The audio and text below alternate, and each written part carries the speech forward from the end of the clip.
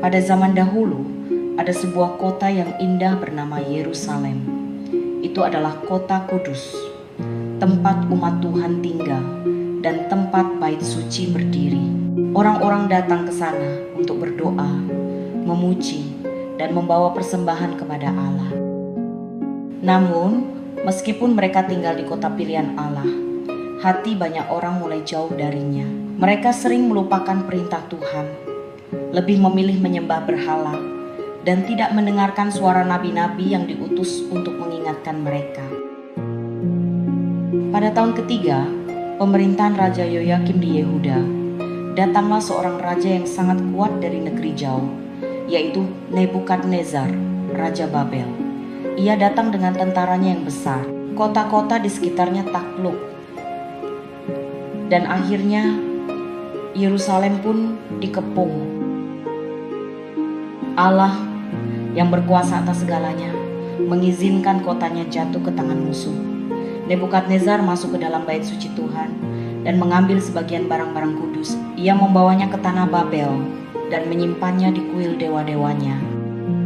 Bagi orang Yehuda, hari itu adalah hari yang menyedihkan. Kota yang dahulu ramai dengan nyanyian pujian kini menjadi kota yang penuh duka. Banyak keluarga berpisah, banyak pemuda dibawa sebagai tawanan untuk tinggal jauh di negeri asing. Dari antara mereka ada 4 pemuda yang akan menjadi tokoh penting: Daniel, Hananya, Misael, dan Azaria. Mereka tidak tahu apa yang akan menanti mereka di tanah asing. Tapi satu hal pasti, mereka akan diuji. Apakah mereka tetap setia kepada Allah atau menyerah pada dunia yang baru? Inilah awal perjalanan iman mereka. Sebuah perjalanan yang akan menunjukkan bahwa Allah Israel lebih besar dari raja manapun dan kerajaan manapun. Setelah perjalanan panjang meninggalkan tanah air mereka, para tawanan Yehuda tiba di negeri Babel. Kota itu sangat berbeda dengan Yerusalem. Bangunannya menjulang tinggi, dindingnya megah, dan di tengahnya berdiri istana Raja Nebukadnezar yang luar biasa besar. Raja memerintahkan kepala pegawainya, Aspenas, untuk memilih beberapa pemuda dari keturunan raja dan bangsawan Yehuda. Pemuda-pemuda itu harus sehat, tampan, cerdas, dan memiliki kemampuan belajar yang baik. Mereka akan dididik dalam bahasa dan tulisan orang Kasdim, serta dilatih selama 3 tahun sebelum melayani di istana raja. Dari antara mereka terpilihlah Daniel, Hananya, Misael, dan Azaria. Mereka masih muda, tapi wajah mereka memancarkan keteguhan hati dan hikmat. Meski jauh dari rumah, mereka tetap ingat bahwa Allah bersama mereka. Mereka diajarkan bahasa dan tulisan orang Kasdim, dipersiapkan untuk melayani raja. Namun, raja ingin mereka benar-benar menjadi bagian dari Babel. Maka, pengawas istana memberi mereka nama baru. Daniel dinamai Belteshazzar, Hananya dinamai Sadrah, Misael dinamai Mesah, dan Azaria dinamai Abednego. Nama boleh berubah, tapi iman mereka tidak. Mereka tahu siapa Tuhan mereka, hanya kepada Allah Israel. Hati mereka berpaut, meskipun kini mereka berada di negeri asing dengan budaya dan kebiasaan yang berbeda. Hari-hari baru pun dimulai bagi Daniel dan sahabat-sahabatnya. Hari-hari itu penuh ujian di istana Babel. Meski berada di istana yang megah, Daniel dan sahabat-sahabatnya menghadapi ujian yang lebih besar daripada sekadar belajar bahasa dan tulisan orang Kasdim. Mereka mendapat bagian makanan dari meja Raja Nebukadnezar: daging, roti, anggur, dan hidangan mewah. Namun, Daniel tahu makanan itu tidak sesuai dengan hukum Allah. Sebagian besar telah dipersembahkan kepada berhala dan memakannya berarti menajiskan diri. Daniel memutuskan untuk tetap setia dengan sikap hormat. Daniel mendekati pengawas istana. Ia memohon dengan hati yang teguh agar tidak dipaksa menajiskan diri dengan makanan raja. Daniel menyampaikan kepada pengawas istana agar ia dan sahabat-sahabatnya tidak dipaksa menajiskan diri dengan santapan raja. Ia memohon supaya mereka diberi sayur-sayuran untuk dimakan dan air untuk diminum. Daniel juga meminta agar mereka diuji selama 10 hari. Lalu setelah itu, penampilan mereka dibandingkan dengan para pemuda lainnya. Pengawas itu setuju. 10 hari pun berlalu. Daniel, Hananya, Misael, dan Azaria hanya makan makanan sederhana, namun wajah mereka tetap segar. Tubuh mereka lebih sehat, dan mereka tampak lebih kuat daripada semua pemuda lain. Melihat hal itu, pengawas mengizinkan mereka terus makan sayuran dan minum air. Allah memberkati mereka dengan pengetahuan, hikmat, dan kemampuan luar biasa. Daniel bahkan diberi pengertian khusus dalam penglihatan dan mimpi. Ketika masa pelatihan selesai, Raja Nebukadnezar berbicara dengan semua pemuda. Namun, di antara mereka semua, tidak ada yang sebanding dengan Daniel, Hananya, Misael, dan Azaria. Mereka 10 kali lebih bijaksana daripada semua orang bijak dan ahli di seluruh Babel. Iman mereka tetap tak tergoyahkan, dan Allah meninggikan mereka di negeri asing. Pada tahun kedua pemerintahan Raja Nebukadnezar, sebuah mimpi mengusik tidurnya. Malam demi malam, sang raja bermimpi, dan mimpinya membuat hatinya gelisah. Ia tidak dapat tidur nyenyak, pikirannya kacau. Raja pun memanggil orang-orang bijak Babel, orang-orang berilmu, ahli jampi, ahli sihir, dan para kasdim. Mereka berdiri gemetar di hadapannya. Raja Nebukadnezar berkata dengan suara keras bahwa ia telah bermimpi dan hatinya gelisah. Lalu ia meminta supaya diberitahukan kepadanya arti mimpinya itu. Orang-orang bijak itu menjawab dengan hormat, mendoakan supaya raja panjang umur, lalu memohon agar raja menceritakan isi mimpinya, sehingga mereka dapat memberitahukan tafsirannya. Namun sang raja menolak. Dengan wajah murka, ia menegaskan bahwa para orang bijak harus memberitahukan isi mimpinya sekaligus tafsirannya. Jika tidak, mereka akan dipenggal dan rumah-rumah mereka dijadikan timbunan puing. Tetapi bila mereka mampu melakukannya, mereka akan menerima hadiah besar, kehormatan, dan kemuliaan darinya. Segenap istana menjadi tegang. Sebuah perintah yang mustahil telah keluar dari mulut raja. Inilah awal sebuah ujian besar yang bukan hanya mengancam orang bijak Babel, tetapi juga Daniel dan sahabat-sahabatnya. Orang-orang bijak kembali memohon kepada Raja Nebukadnezar. Mereka berkata dengan suara penuh gentar agar raja sudi menceritakan mimpinya lebih dahulu. Dengan begitu, barulah mereka bisa memberikan tafsiran. Tetapi raja murka. Ia menuduh mereka berusaha mengulur waktu dengan suara yang menggelegar. Ia bersumpah bahwa jika mereka tidak memberitahukan mimpi itu sendiri, mereka semua akan dihukum mati. Raja menegaskan bahwa hanya dengan cara itulah ia bisa tahu bahwa tafsiran mereka benar. Para kasdim pun menjawab dengan putus asa bahwa tidak ada manusia di bumi yang sanggup menyatakan perkara itu. Mereka mengatakan hanya para dewa yang dapat melakukannya, dan para dewa tidak tinggal di antara manusia. Ucapan itu membuat Raja Nebukadnezar semakin marah. Perintah pun dikeluarkan bahwa semua orang bijak di Babel harus dibunuh. Maka ditetapkanlah keputusan yang membawa malapetaka. Ketika para prajurit mulai mencari dan menangkap orang bijak, Daniel dan sahabat-sahabatnya pun terancam. Namun Daniel dengan bijaksana berbicara kepada Arioch, kepala pengawal raja yang ditugaskan melaksanakan hukuman. Dengan penuh hormat, Daniel bertanya mengapa keputusan raja begitu keras. Arioch pun menceritakan semuanya. Mendengar itu, Daniel menghadap raja dan meminta waktu supaya ia dapat memberikan tafsiran. Lalu Daniel kembali kepada Hananya, Misael, dan Azaria. Ia memberitahukan segala yang terjadi. Bersama-sama mereka berdoa dengan sungguh-sungguh kepada Allah semesta langit, memohon belas kasihan agar rahasia mimpi raja dinyatakan. Sebab hanya Allah yang sanggup menyingkapkan misteri yang tersembunyi. Pada malam itu, setelah doa yang sungguh-sungguh, sebuah keajaiban terjadi. Tuhan Allah yang Maha Tinggi menyingkapkan rahasia besar kepada Daniel dalam suatu penglihatan malam. Daniel memuji Allah dengan penuh kekaguman, menegaskan bahwa namanya terpuji selama-lamanya karena segala hikmat dan kekuatan adalah miliknya. Ia menekankan bahwa Allah mengubah waktu dan masa, menurunkan dan mengangkat raja, serta memberikan pengertian kepada orang bijaksana. Dengan hati penuh syukur, Daniel bersyukur karena Allah menyingkapkan rahasia-rahasia tersembunyi dan memberitahukan kepadanya misteri raja yang tidak sanggup diungkapkan oleh manusia biasa. Keesokan paginya, Daniel pergi menghadap Arioch, kepala pengawal raja, dan dengan tenang memintanya agar tidak membinasakan orang-orang bijaksana di Babel. Ia juga meminta agar dibawa segera menghadap raja, sehingga ia dapat memberitahukan tafsir mimpinya kepada baginda.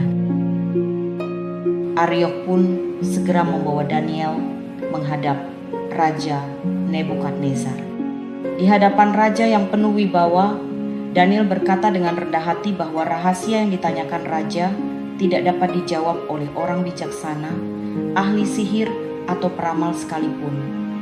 Ia menjelaskan bahwa hanya ada Allah di sorga yang menyingkapkan rahasia, dan dialah yang telah memberitahukan kepada raja apa yang akan terjadi di kemudian hari. Daniel menekankan bahwa bukan karena dirinya lebih bijaksana dari semua orang, melainkan karena Allah menyingkapkan rahasia itu kepadanya, supaya raja mengetahui isi hatinya. Raja Nebukadnezar duduk menanti dengan penuh wibawa. Seluruh istana hening menunggu jawaban Daniel. Dengan rendah hati namun penuh keyakinan, Daniel mulai berbicara. Dengan suara lembut namun jelas, ia menjelaskan kepada raja bahwa dalam penglihatannya, raja telah melihat sebuah patung besar yang sangat tinggi dan berkilat, menakutkan rupanya. Ia mengatakan bahwa kepala patung itu terbuat dari emas murni, dadanya dan lengannya dari perak, perut dan pinggangnya dari tembaga, pahanya dari besi, dan kakinya sebagian dari besi dan sebagian dari tanah liat. Lalu Daniel menceritakan bahwa raja menyaksikan sebuah batu yang terungkit tanpa perbuatan tangan manusia. Batu itu menghantam patung pada kakinya yang terbuat dari besi bercampur tanah liat dan menghancurkannya. Patung itu pun remuk menjadi debu dan lenyap ditiup angin, sementara batu itu sendiri menjadi gunung besar yang memenuhi seluruh bumi. Daniel menjelaskan bahwa makna mimpi itu adalah kepala emas melambangkan kerajaan Babel yang agung. Ia menambahkan bahwa sesudahnya akan bangkit kerajaan-kerajaan lain, berupa perak, tembaga, besi, bahkan yang rapuh seperti tanah liat. Namun pada akhirnya, Allah semesta langit akan mendirikan kerajaan yang kekal, yang tidak akan musnah selama-lamanya. Mendengar tafsiran itu, Raja Nebukadnezar tertegun. Dari wajah murka kini berubah menjadi kagum dan penuh hormat. Raja sujud menyembah Daniel, mengakui bahwa Allah Daniel adalah Allah yang menguasai raja-raja dan menyatakan rahasia-rahasia. Daniel pun dimuliakan. Ia diangkat menjadi penguasa atas seluruh wilayah Babel dan kepala atas para raja. Bersama 3 sahabatnya, Daniel mendapat kedudukan terhormat sebab Allah yang hidup menyatakan kuasanya di hadapan bangsa-bangsa. Setelah kejayaan Babel makin dikenal di seluruh dunia, Raja Nebukadnezar memutuskan untuk menegaskan kekuasaannya dengan sebuah simbol megah. Ia memerintahkan agar sebuah patung emas setinggi 60 hasta dibangun di dataran Dura. Patung itu menjadi lambang kekuasaan raja yang tidak tertandingi, bersinar memantulkan sinar matahari pagi. Dengan penuh kebanggaan, Raja Nebukadnezar berdiri di atas podium batu. Ia memerintahkan agar semua bangsa, suku dan bahasa datang untuk menyembah patung yang telah didirikannya. Para pejabat, penguasa, dan bangsawan dari seluruh penjuru kerajaan berkumpul. Mereka datang dengan pakaian kebesaran, membawa lambang dan panji-panji kebanggaan bangsa mereka. Cahaya matahari menyilaukan, memantul di permukaan emas itu. Wajah-wajah manusia menatap penuh kagum, Tapi di balik kilauan itu tersembunyi kesombongan manusia yang ingin menyaingi kemuliaan Allah. Di antara ribuan orang itu berdirilah 3 pemuda Ibrani, Sadrak, Mesah, dan Abednego. Mereka pernah dimuliakan di istana, namun kini mereka berdiri di hadapan ujian yang jauh lebih besar. Mereka tahu perintah raja akan segera diumumkan, dan kali ini kesetiaan mereka kepada Tuhan akan benar-benar diuji. Dari kejauhan terdengar suara terompet dan genderang. Bendera-bendera kerajaan berkibar. Udara panas berdebu. Namun semua mata tertuju pada patung emas itu, simbol kekuasaan yang hendak disembah. Seorang juru warta raja berseru dengan lantang, memanggil seluruh bangsa, suku, dan bahasa. Saat terdengar suara sangkakala, seruling, kecapi, rebab, dan gambus, semua orang tunduk bersujud menyembah patung emas yang didirikan Raja Nebukadnezar. Barang siapa menolak akan dilempar ke dalam dapur api yang menyala-nyala. Maka seluruh bangsa dan bahasa bersujud. Patung emas berdiri di tengah padang, Dura sebagai pusat penyembahan dan perintah raja. Namun di tengah lautan manusia yang bersujud, terdapat 3 sosok yang tetap berdiri tegak. Mereka adalah Sadrak, Mesak, dan Abednego. Mereka menolak tunduk pada berhala dan hanya menyembah Allah yang hidup. Setelah bunyi musik berhenti dan debu padang Dura perlahan mereda, tampaklah bahwa tidak semua orang sujud kepada patung emas itu. Beberapa pejabat Babel memperhatikan dengan tajam. Di antara ribuan orang yang sujud, hanya 3 pemuda Ibrani yang tetap berdiri, Sadrak, Meshak, dan Abednego. Hati mereka dipenuhi iri dan amarah, karena ketiga pemuda itu dikenal sebagai orang bijak yang disukai raja. Dengan langkah cepat dan wajah penuh ambisi, para pejabat itu meninggalkan kerumunan. Musik yang semula mengiringi penyembahan mulai meredup. Mereka tahu ini saatnya melapor pada sang raja. Langit Babel tampak cerah, namun di bawahnya awan konflik mulai terbentuk. Sebuah keputusan besar akan mengguncang iman mereka, dan seluruh kerajaan Babel akan menjadi saksi. Ruang takhta Babel berdiri megah. Raja Nebukadnezar duduk di singgasananya penuh wibawa. Para pejabat itu masuk dengan tunduk, membawa kabar yang akan menyalakan bara kemarahan raja. Para pejabat datang menghadap Raja Nebukadnezar dan berkata bahwa sang raja telah memerintahkan semua orang untuk menyembah patung emas itu setiap kali musik terdengar. Namun mereka melaporkan bahwa ada 3 orang Yahudi, Sadrak, Meshak, dan Abednego yang tidak menaati perintah tersebut. Mereka tidak memuja Allah-Allah raja dan juga tidak sujud menyembah patung emas yang telah didirikan oleh sang raja. Para pejabat menunduk pura-pura hormat. Fitnah itu meluncur seperti api, membakar suasana istana Babel. Sementara Raja Nebukadnezar duduk tegak, berpikir dalam diam. Udara terasa berat badai besar sedang tumbuh di istana Babel. Amarah sang raja menyala-nyala. Ia memerintahkan agar 3 orang Ibrani itu segera dibawa menghadap. 3 pemuda Ibrani itu dibawa menghadap raja. Mereka berdiri tegak dengan wajah yang tetap tenang tanpa sedikit pun ketakutan. Dengan wajah merah padam karena amarah, Nebukadnezar menatap tajam ke arah mereka dan menegur dengan suara menggelegar. Ia menanyakan apakah benar mereka menolak sujud menyembah patung emas yang telah didirikannya. Raja lalu memberi mereka satu kesempatan terakhir saat bunyi sangkakala, kecapi, seruling, dan berbagai alat musik terdengar. Mereka harus bersujud menyembah patung tersebut. Namun, jika mereka tetap menolak, ia memperingatkan bahwa mereka akan segera dilemparkan ke dalam perapian yang menyala-nyala, sambil menantang siapa dewa yang sanggup melepaskan mereka dari tangannya. Namun dengan suara tenang dan hati yang teguh, Sadrak, Meshak, dan Abednego menyampaikan bahwa mereka tidak perlu memberikan jawaban apapun kepada sang raja mengenai hal itu. Mereka menegaskan bahwa Allah yang mereka sembah sanggup melepaskan mereka dari perapian api yang menyala dan dari tangan raja. Namun, sekalipun Allah tidak berkenan melepaskan mereka, mereka tetap tidak akan menyembah patung emas yang telah didirikan oleh raja. Wajah Raja Nebukadnezar berubah terkejut dan tak percaya. Kemurkaan Raja Nebukadnezar meledak seperti bara yang disiram minyak. Wajahnya memerah dan matanya menyala seperti api. Ia tidak lagi berbicara dengan wibawa seorang raja, melainkan dengan amarah seorang manusia yang merasa ditantang oleh iman. Dengan suara menggelegar, ia memerintahkan para penjaga agar perapian dipanaskan 7 kali, lebih panas dari biasanya. Suara logam beradu, prajurit bergegas, menuang minyak dari kayu, menambah bara hingga api menjilat tinggi ke langit-langit. Api menyala 7 kali lebih panas, suhu begitu panas hingga udara pun bergetar. Raja Nebukadnezar memerintahkan para prajurit yang kuat untuk mengikat Sadrak, Mesak, dan Abednego sebelum mereka dicampakkan ke dalam tungku raksasa yang menyala-nyala. Di dekat perapian yang menyala, mereka berdiri teguh, wajah mereka tenang, dan tidak gentar sedikit pun di hadapan kuasa manusia.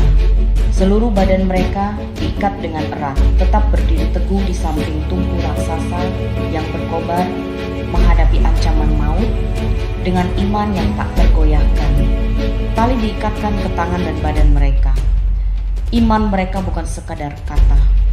Mereka memilih percaya kepada Allah. Bahkan jika itu berarti harus berjalan ke dalam api yang begitu panas, hingga para prajurit yang mendekat saja tersambar nyalanya dan tewas seketika. Dan mereka pun dilemparkan ke dalam dapur api yang menyala-nyala. Raja Nebukadnezar tampak terkejut. Matanya membelalak ketika menatap ke arah tungku raksasa yang menyala-nyala. Dengan tergesa ia berdiri dan menunjuk ke arah perapian itu. Suaranya bergetar penuh keheranan. Ia berkata bahwa seingatnya hanya 3 orang yang dilemparkan ke dalam api. Namun kini ia melihat 4 orang berjalan-jalan di tengah kobaran api tanpa terluka sedikit. Dan yang keempat, menurutnya, tampak seperti anak dewa. Di tengah kobaran api yang seharusnya memusnahkan, 3 pemuda Ibrani itu berdiri tanpa luka. Tali-tali mereka telah hangus, tetapi tubuh dan pakaian mereka tetap utuh. Bersama mereka ada sosok perempuan. Wajahnya bercahaya seperti anak dewa. Api itu pun tunduk di hadapan hadirat Allah. Raja Nebukadnezar lalu melangkah mendekati pintu perapian yang masih menyala. Dengan suara lantang, penuh campuran kagum dan gentar, ia memanggil ketiga pemuda itu Sadrak, Mesak, dan Abednego, seraya menyerukan agar mereka, hamba-hamba Allah yang maha tinggi, keluar dari dalam api. Mereka keluar dari dalam api dengan langkah mantap. Semua penguasa Babel yang menyaksikan takjub. Tak ada satu rambut pun yang terbakar. Tak ada bau api di tubuh mereka. Dengan suara penuh kekaguman, Raja Nebukadnezar memuji Allah mereka karena telah mengutus malaikatnya untuk melepaskan hamba-hamba yang menaruh kepercayaan kepadanya. Ia mengakui bahwa ketiga orang itu rela mempertaruhkan nyawa mereka dan menolak menyembah atau memuja Allah lain selain Allah mereka sendiri. Maka Raja mengeluarkan perintah kepada seluruh bangsa, suku, dan bahasa di wilayah kekuasaannya, agar tidak seorang pun berani menghina Allah, Sadrak, Mesak, dan Abednego. Sebab tidak ada Allah lain yang sanggup menyelamatkan seperti Dia. Hari itu, seluruh Babel menjadi saksi bahwa kuasa Allah yang hidup sanggup melindungi mereka yang percaya, bahkan di tengah nyala api. Dan bukan hanya itu, Raja pun meninggikan kedudukan ketiga pemuda Ibrani itu, memberi mereka kehormatan besar di negeri asing. Api yang seharusnya membinasakan justru menjadi jalan kemuliaan bagi mereka dan bagi nama Allah yang mereka sembah. Ketika api telah padam dan angin pagi menyapu abu dari tungku itu, marilah kita mengingat kembali janji Tuhan. Tuhan tidak selalu meniadakan api dari jalan kita, tetapi Dia selalu hadir di tengah-tengahnya. Sadrak, Mesak, dan Abednego tidak diselamatkan dari api, tetapi di dalam api. Dan di sanalah kuasa sejati iman ditemukan, bukan karena kita terbebas dari penderitaan, melainkan karena Tuhan selalu hadir dan tidak pernah meninggalkan.